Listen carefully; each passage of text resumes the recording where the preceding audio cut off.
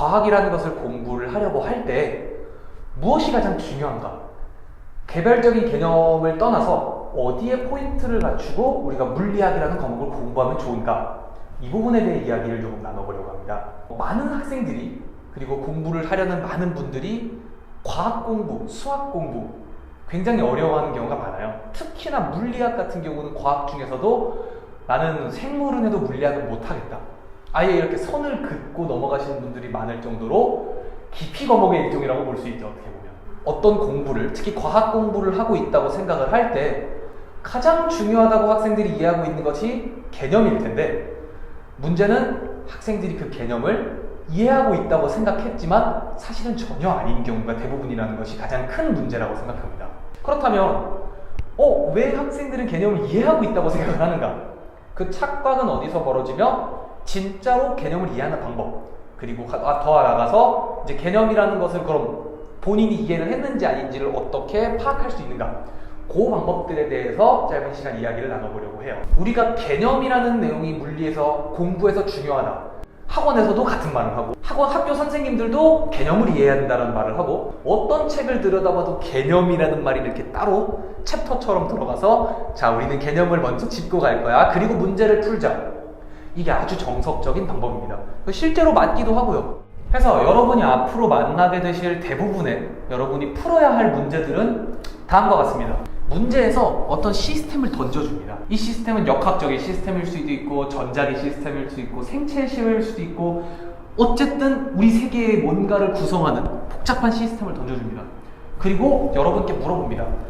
이 시스템은 여러분이 지금까지 배운 법칙들을 잘 적용하면 해석할 수 있어요.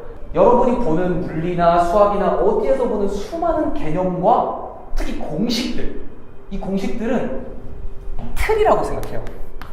정확하게 구성되진 않았지만 그 형태나 조건만을 가지고 있는 틀입니다. 틀이라고 하는 건 아무렇게나 끼워 맞출 수 있는 것이 아닙니다. 즉, 과학에서 말하는 공식, 개념, 틀이라는 것에는 굉장히 많은 조건들이 붙어 있습니다.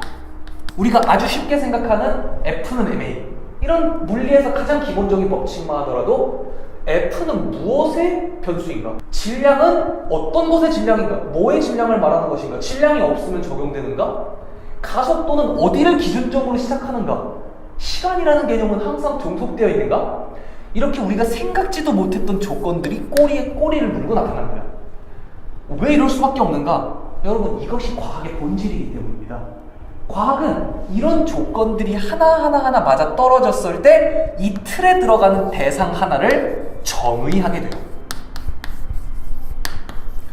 이 정의가 아주 중요합니다. 과학은, 학문이란 결국 이 대상 하나를 수많은 조건들로 정확히 정의하는 것에 가까워요. 우리가 갔을 때 빨간 공과 파란 공이 완벽히 똑같이 생겼다. 이것을 어떻게 다르게 구분할까요? 물리학에서는 두 공이 반사하는 빛의 파장이 다르다. 그렇기 때문에 이 공은 질량은 똑같고 지름도 똑같지만 반사 파장 영역은 다르다 라고 얘기를 합니다.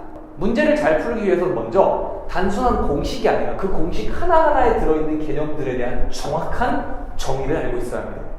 이 정의가 다시 말하자면 조건인 것이죠. 힘은 그럼 이런 방향이면 안 되나요?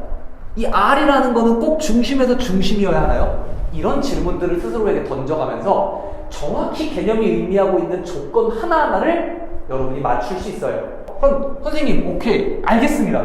그럼 제가 개념 이해했는지 어떻게 스스로 확인해 볼 수 있을까요? 자기 마음속에서 한 명을 나눕니다. 나를 비판하기 위해 있는 사람 하나를 나눠서 공격을 하는 거죠. 내가 말했던 거에 대해서. 크기는 어떻게 돼? 라고 물어볼 수 있는 사람이 있으면 참 좋은 거고, 보통은 그런 것이 선생님 혹은 같이 공부한 학생들이 되겠죠.